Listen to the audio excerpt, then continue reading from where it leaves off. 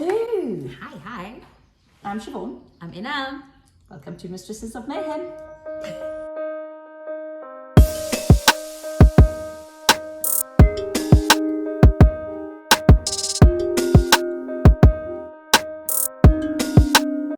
Today's subject is a little bit of a heavy one, I guess, in the sense that it isn't really spoken about, which is why we want to talk about it. We will be revisiting this again in later episodes because it's such a big topic to cover, which is mental health. Yeah. And I think this is probably the topic that we are most aligned on and the one that made us create this channel to begin with. I think it's important to both of us and something we can definitely relate with. I think, it's actually what made me reach out to you in the first place was I was watching your Instagram stories and stuff like that. And we're very much on the same page when it comes to stuff like that. Any discussion about mental health, and it has been coming up more lately, especially since COVID, because of the fallout. I don't think people fully understand the fallout that will happen. I mean, we're not experts in any way or form, but I mean, you can already see the wheels coming off. Oh no, the impact is going to be for years to come. Yeah, I mean, I was chatting to a psychologist the other day, and she was saying that it's PTSD. There will be PTSD, and the problem is that people are equipping the hospitals to deal with the physical side, which is awesome because we need it to save lives, but they're not necessarily equipping the mental side. The stress of being under the threat of constantly either losing someone or being in a constant fight or flight mode, where you are scared for your life, scared for the life of your loved ones, and you're in constant fear. You constantly got that whole thing over you that you're gonna die or someone's gonna die. It's not, you're living in fear. It is not a sustainable place to operate from. And I think that fallout will be for quite a few years. It will be. I mean, 2020 was hard for everyone. I don't think there was a person on this planet who was like, yay 2020, yay 2020. It was intense for everyone. I mean, young, old, the kids. I feel freaking sorry for the kids because it's like now you're living in a world where people have to wear a mask and death. I mean, we went from don't tell kids about death to tell the kids everyone's gonna die at some point. Sanitize or you will die. That is intense PTSD right there. Oh, shame, yes. But I mean, look, our kids our oldest kids are the same age, and they missed out on their whole school year. Well, most of it. I think they got the last term in the first term, and then that was it. That was it. And my Sebi he's a social creature. Harry blossomed at home. He can take or leave people. He doesn't give a shit as long as they are animals. He doesn't care. Sebi needs people. He needs that interaction, and he missed his friends. And you could almost see him lose a little bit of himself. You know what I mean? No, definitely. No, Leo was exactly the same. He struggled quite a bit, and throughout the year, when can I go see my friends? When can I play outside with other people? When can I, leave you guys because he's completely sick and tired of us. And another thing, my newborn was born just before the pandemic, and she her world, her normal is seeing people in masks, which is insane. She barely knows people.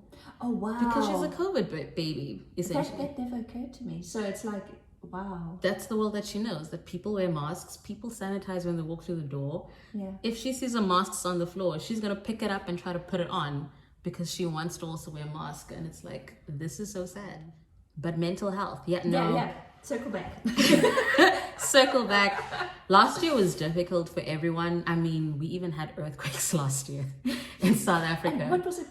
Killer wasps. We had in everything. America. Was it in America? I think it was. But here we are, 2021, which someone said it's actually as if you're saying 2021. Oh, wow.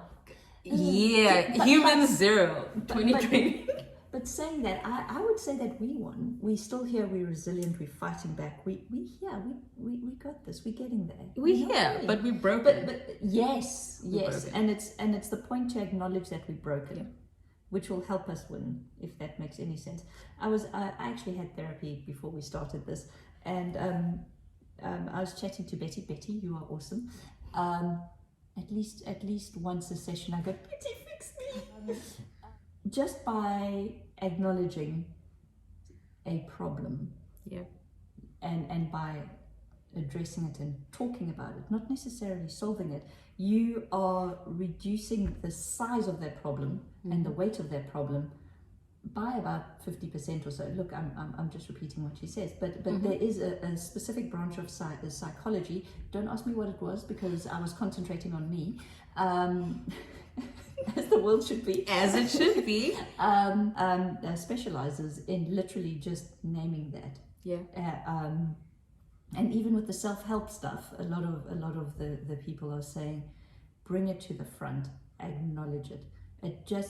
Everything needs to be acknowledged in order for it to start going away. I think we live a lot of the time our lives in a space where we are trying to we see our weaknesses over here in our peripherals, and we're like, fuck you, no, I will focus on this. And then this kind of grows bigger because it wants to be acknowledged. It's like that kid throwing the tantrum. Yeah. It's like, just fucking acknowledge me already before I come into your whole peripheral and take over your life. Yeah.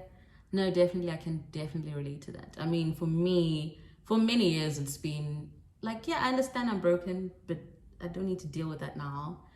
And what I kept doing is just piling my issues on top of each other. Yeah. And then at one point I was like, I can't run away from this anymore. Like, it's there. Now it's like an entire hill, a mountain that I cannot escape. Yeah. I need to start acknowledging it. I need to start breaking it down bit by bit. I mean, I can't conquer this full mountain on my own at one go. Yeah. Let me start going up little by little. And that's when I started posting stuff on Instagram. It's like, wasn't really for everyone else. It was like, well, I'm too lazy to journal.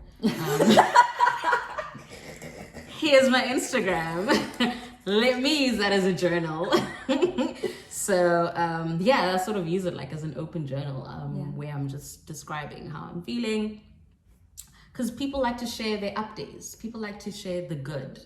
Nobody shares that. Well, very few. Very few share the difficult. And it's like, well, we all go through the difficult. Like, why are we not normalizing that life is hard? Oh, no. Very often I think, well, with me, I know that I have an issue and it's here. It's just here. It's catching me over here. Mm-hmm. And I'm like, if I just look further this way. avoid. This issue does not exist. Yeah. But then what this little fucker does is, I don't know what it does. I think it either eats a fuckload of Kit Kats and arrows, and then it grows. It just grows. And it's like on steroids, and it takes all its BCAAs and all its whey protein, and it becomes this whole little fucker. Whereas if I just went, oh, fuck, I see you. I acknowledge you. Okay, let's address you. Because I think a lot of the issue comes from, besides social taboos, I think it is also you don't want to admit things. I don't know if it is a fear of feeling like maybe by admitting this, I'm not enough, or I'm not this, or I'm not that. Meanwhile, it is absolutely normal. We never measure up to our own standards. We never measure up to our own standards that we feel that maybe society or families have imposed on us. So I think part of what we're trying to do with this short episode is just to chat about it. We will be chatting a lot more about this in the future in other episodes. But this is a bit of a heavy one, and it covers a whole bunch of things. I know a lot of people go through mental health issues, but it's also important to note that some issues are much more sensitive than others. But it's also not to make other people's issues diminished. No, not at all. Yeah, I mean, we all are different. We all face different challenges. Exactly. It's not to say that anyone's is worse than anything else. Yeah. I think the main reason why I wanted to talk about this, besides COVID, personally, with my own struggle within myself, it's been tough. But if I just take, for example, and this is, I think, what made us bond, is if we can talk about shit like this and let you know that it's okay. You're not alone. You're not alone. There are people who can help. Just, reach out. If it makes one person put down the gun, put down the bottle of tablets, do whatever it needs to take, just one person, this is worth it. Yeah. So 2 things. One of my friends asked, how does us talking about mental health and doing weird shit, weird ass shit, like the jiu-jitsu or the, I nearly said mountain biking, dirt biking. Mountain biking was not on the list. No, it wasn't. We can't put it on, although I'm apprehensive. I may need to become friends with the physiotherapist. So if there's any physiotherapists out there willing to help us for free, hit us up. Let us know. Yeah, why do we talk about it, and why do we do the things we do? So in a time of tragedy, and sadness, and where you can't see the fucking light, you can't find hope, you battle to find joy in a moment, let alone in the day. You love people, you love your kids, you love this, you love that, but very often it becomes just routine. It's to put us out of our comfort zone and find that spark of joy. Just so that sometimes, like when a car battery, this is not right, but when a car battery is kind of like, what you need to do is bring another fucking battery in to jumpstart that car and get going. So that is kind of the idea, to find that spark of joy, to get you going, to get that joy, that love of life just going. It's, as someone I know puts it, pockets of joy. It's to live in the moment and find that pocket of joy. Yeah. And find your happiness in that. Yeah. And then live for those moments, and then those moments will spill over into the rest of your life. It's a challenge, but that's kind of how it all ties in together. Wardrobe change. We had to break the segment up into 2 bits, mainly because we like to waffle, and by we I mean me, and it is a very, very heavy subject that we wanted to give it its due diligence and its due attention. As mentioned, we will probably be bringing this up again in the future. So this part focused mainly on COVID and the PTSD related to it, and all the stresses, and then the next part is depression and suicide, and how it personally affected me, and how it affects our lives, and just talking about it, really. Yeah, stay tuned. Awesome. See you soon.